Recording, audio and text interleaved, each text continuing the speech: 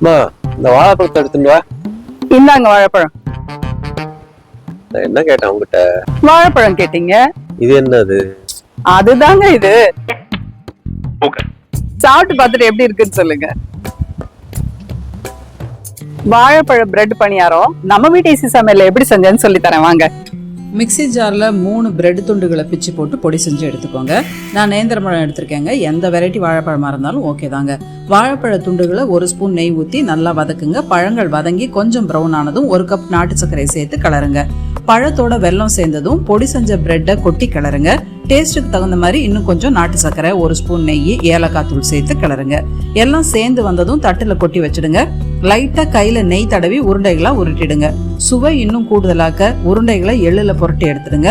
குழிப்பணியார கல்லுல நெய் விட்டு சூடானதும் உருண்டைகளை போட்டு எல்லா பக்கமும் திருப்பி போட்டு எடுத்து சாப்பிட வேண்டியதுதான்.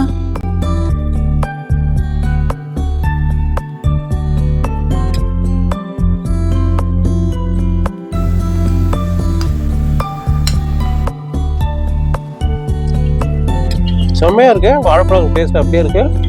சூப்பரா இருக்கு. சூப்பரா இருக்குங்க.